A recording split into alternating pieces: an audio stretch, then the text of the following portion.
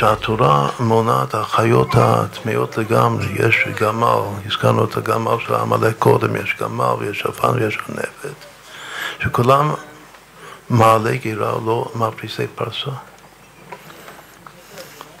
ויש את החזיר, שעשיו ועמלק נמשלו לחזיר, שהוא מפריס פרסה, הוא לא מעלה גירה. בפשטות כתוב בדרושים בחסידות שיש קליפה שהסימן טהרה שלו זה בפנימיות, רק שבחיצוניות הוא טמא, הוא לא מפריס פרסה. המעלה גירה זה בפנימיות, המפריס פרסה בחיצוניות. אז כולם, חוץ מהחזיר, הסימן טהרה הוא בפנימיות והסימן טומאה בחיצוניות. רק החזיר, הסימן טהרה זה בחיצוניות, ואילו בפנימיות הוא טמא לגמרי. זה ההבדל בין עמלק, בין עשיו ועמלק לבין השאר. יש מאמר חז"ל שבשיעבוד של הגלויות, בארבע הגלויות, הגמל זה כנגד בבל, והשפן כנגד פרס ומדי של פורים, והענבת כנגד יוון, אבל אדום, שהוא עשיו ועמלק, נכדו זה החזיר.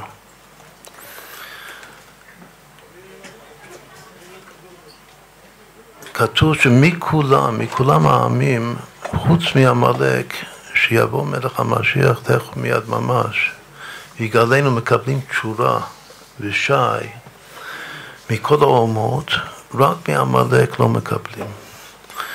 ומסבירים את זה ככה על דרך זה, שכולם יש איזה סימן טהרה בפנימיות, והחיצוניות לא בסדר, טמא. אבל עמלק הפנימיות רקובה לגמרי, וטמאה לגמרי, ונבלה לגמרי, ומשהו מפקין, הוא מפקין חיצוניות. כלומר שלומדים את הדרושים האלה בחסידות, מה שיוצא מזה, שאם כבר אפשר וחייבים גם את העמלק לעשות איזה תיקון בסוף, זה נקרא תיקון היחצנות. עוד פעם, עמלק, הכוח שלו זה ביחצנות, ככה כתוב. הוא יחצן, הוא מראה את הכתפיים שלו, וראו כמה שאני טהור, שאני מפריס פרסה. הפנימיות שלו זה רקוב לגמרי, זה טמא לגמרי. הוא לא מעלה גירה, חזיר. אבל כתוב, על החזיר כתוב שהקדוש ברוך הוא עתיד להחזיר לנו את החזיר. מה זה להחזיר את החזיר? זה להחזיר לנו את החוש ביחצנות.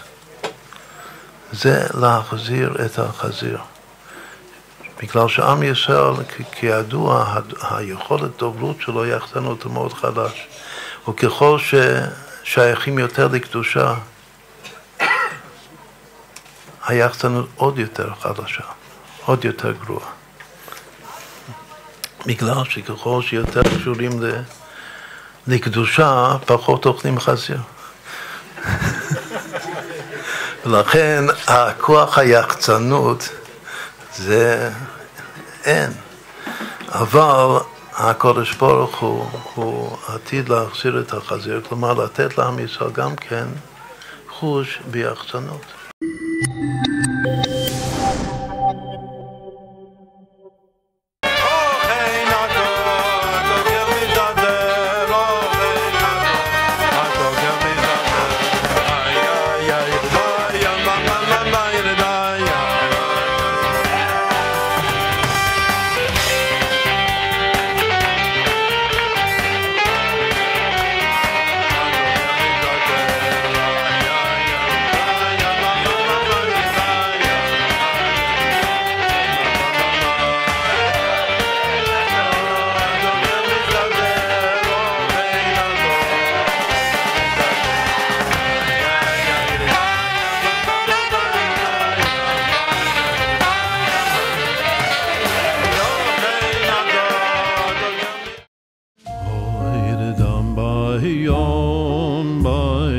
Om bam bam ba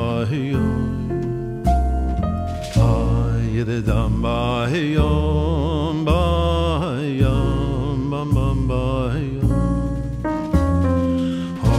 yidam ba yom ba om bam bam bam ba yom ba om ba yom ba om ba yom ba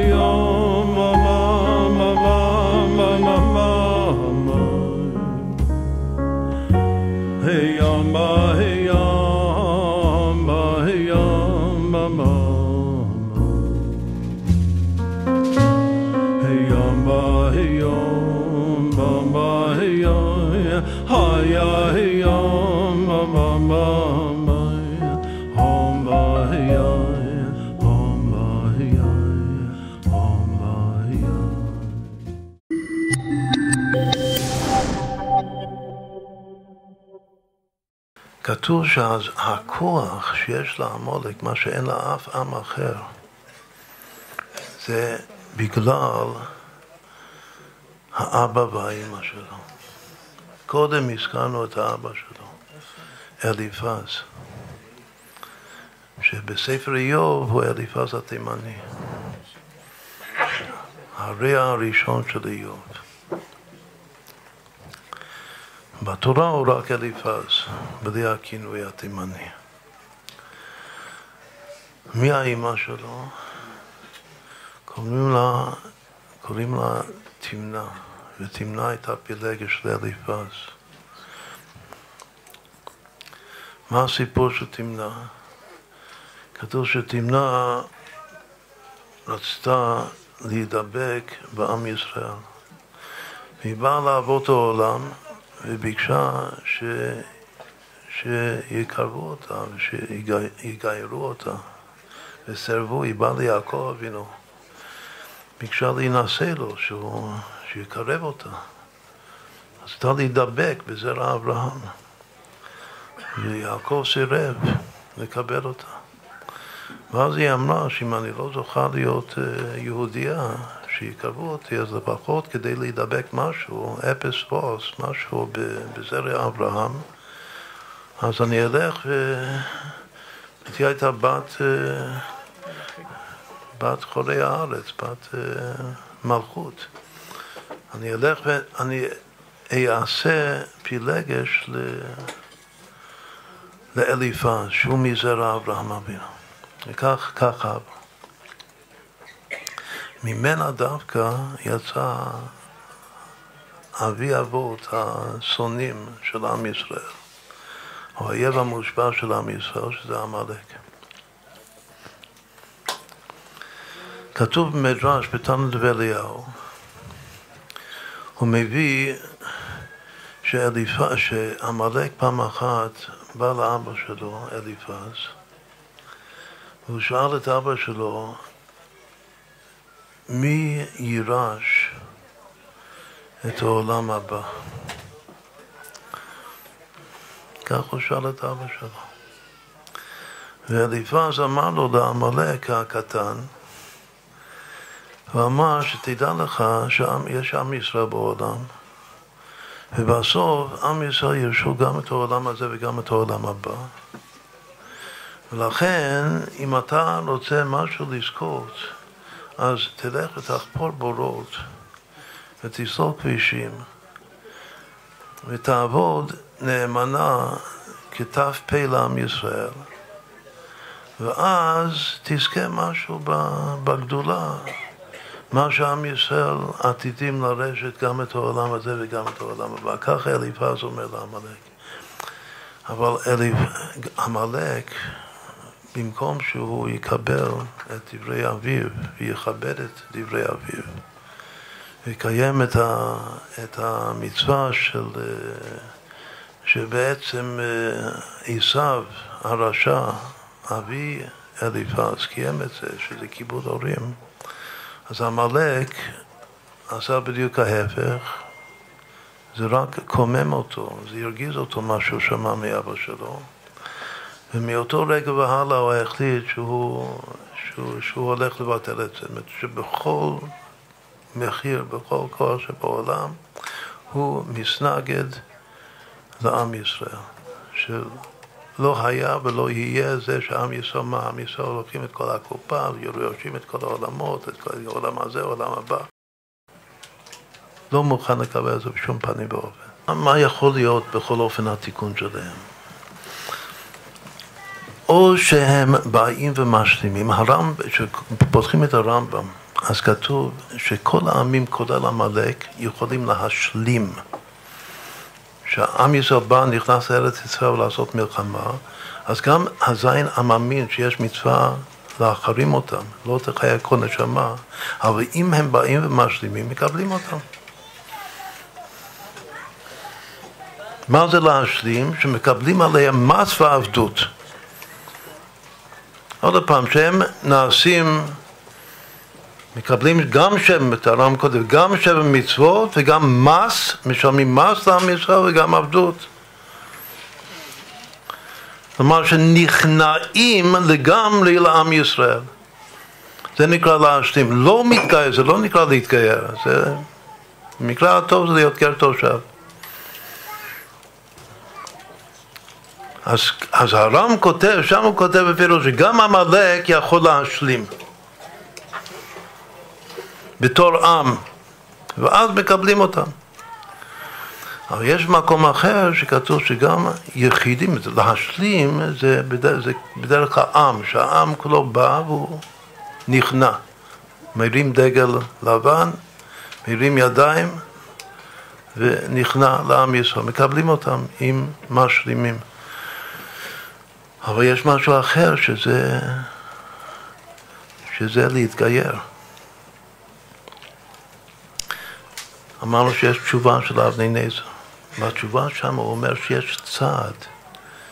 יש חקירה בצד לומר שעמלק נוכל לקבל אותו בתור משלים, לקבל מס ועבדות ולא לקבל אותו בתור גר צדק. מה הסברה? אז כאן הוא מביא את המדרש שאמרנו קודם. שאליפז, האבא של עמלק, אמר לעמלק שהתיקון שלך, הבני היקר, זה להיכנע לעם ישראל. להיות ת"פ של עם ישראל. לא להתגייר. פשוט לחפור בורות וכו' וכו', לעבוד בשביל עם ישראל. ואז עמלק יתקומם. מה הוא יתקומם? שבשום פנים ואופן הוא לא יכול, לא מסוגל, לא רוצה ולא מקבל על עצמו להיכנע בפני עם ישראל. לא נתשייך שאני נכנע למישהו, ליהודי הזה. לכן הוא נעשה שונא מושבע של היהודי הזה, העם הזה.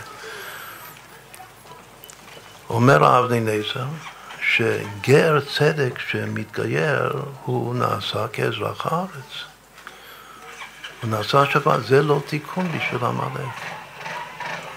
יש סברה כזאת, זו חקירה מאוד מאוד יפה. הוא אומר שאם הוא יתגייר, להיות יהודי זה לא יתקן אותו. בגלל שגר הוא לא נכנע לגמרי לעם ישראל. התיקון היחיד של עמלק זה רק כניעה גמורה. וזה רק דווקא להשלים ולקבל מס ועבדות ושבע מצוות. את ההלכה כל האחרונים לא מסכימים, כן? כל האחרונים אומרים שהוא גם יכול להתגייר. זה רק, יש פה סברה, הוא אומר סברה, שעיקר התיקון של עמלק זו הכניעה. ולכן יש סברה שבתור משלים אפשר לקבל אותו, בתור גר אי אפשר לקבל אותו. בכל אופן, ההלכה אומרת, רובם כולם של האחרונים, הליבה דרמב"ם, סוברים שיכול גם כן להשלים וגם להתקרב. מה למדנו מכאן? למדנו שזה שתי בחינות שונות. עכשיו נחזור לאבא ואמא שלו. מה שעכשיו מתבקש, זה מאוד מאוד פשוט, מה אמא שלו רצתה? היא רצתה להתגייר, מה אבא שלו לימד אותו? קנייה. היות שיש לו גנים של שניהם, גם של האבא וגם של האמא, אז צריך לומר, זה משהו מאוד מאוד חלק, ופשוט לומר, שמשהו, מקבלים אותו בתור משלים, שיכול להשלים, זה בזכות או מכוח ירושת אבא, מכוח אליפז. אבל מה שמקבלים אותו גר צדק ממש, שיכול להתגייר, זה מכוח אמא, מכוח תמנה. להם יש אליפז, תמנה ועמלק. כמה שווים ביחד. 928 שווה כבד את אביך ואת אמך. אז אם כן, התיקון של עמלק זה כבד את אביך ואת אמך. זה שייך גם, כמובן, זה לנו כתוב שזה מכל 10 הדיברות, זה הדיבור הכי חשוב. שהקדוש ברוך הוא שם את הכבוד של אבא ואמא אפילו לפני הכבוד של עצמו.